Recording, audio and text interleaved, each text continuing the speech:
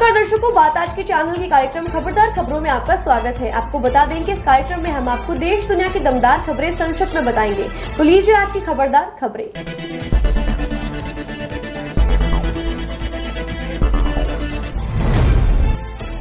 लोकसभा चुनाव 2024 के तीसरे चरण में आज 11 राज्यों और केंद्र शासित प्रदेश के 93 लोकसभा क्षेत्र में मतदान जारी है।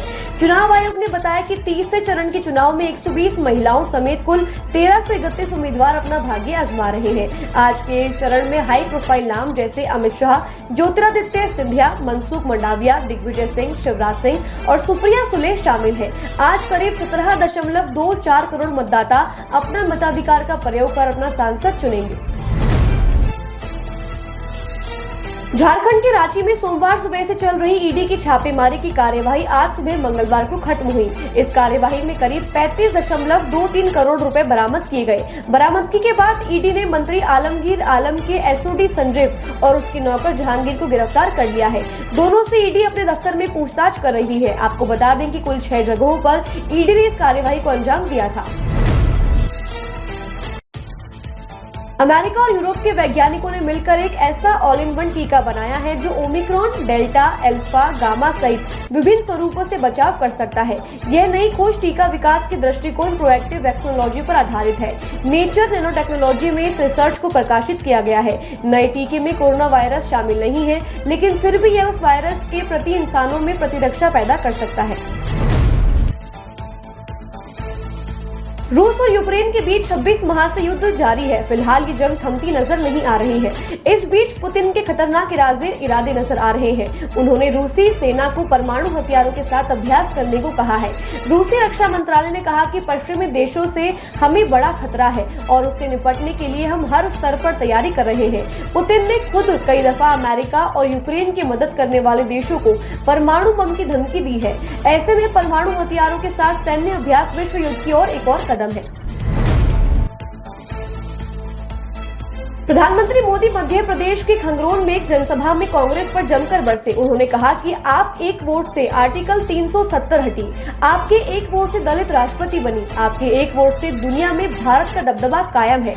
मोदी ने कांग्रेस और INDI गठबंधन पर निशाना साधते हुए कहा कि अपनी विरासत बचाने व अपने बच्चों को पार्टी सौंप कर जाने के लिए चुनाव लड़ रहे हैं। उन्होंने गठबंधन पर कहा कि इन पर एक कहावत फिट बैठती है, अपना काम बनता, भाड़ में जाए जनता। खालिस्तानी आतंकी पन्नू की हत्या के आरोपी निखिल गुप्ता का अमेरिकी प्रत्यार्पण टल गया है। चेक गणराज्य की सर्वोच्च अदालत ने निचली अदालत के उस आदेश पर रोक लगा दी जिसमें भारतीय नागरिक निखिल गुप्ता के प्रत्यार्पण को मंजूरी दी गई थी। चेक गणराज्य की सुप्रीम कोर्ट ने कहा कि प्रत्यार्पण में देरी होती है तो इससे जनहित में कोई नुकसान नहीं होता है। निखिल को चेक गणराज्य पुलिस ने गिरफ्तार कर लिया था। आपको बता दें कि गुरुपंत सिंह पन्नू भारत का वांछित आतंकवादी घोषित है।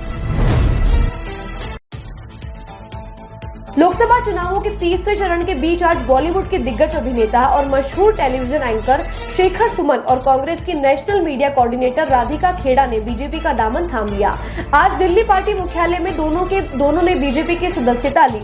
शेखर सुमन 2009 में कांग्रेस के चुनाव चिन्ह पर चुनाव लड़कर भारी मतों से हार गए थे।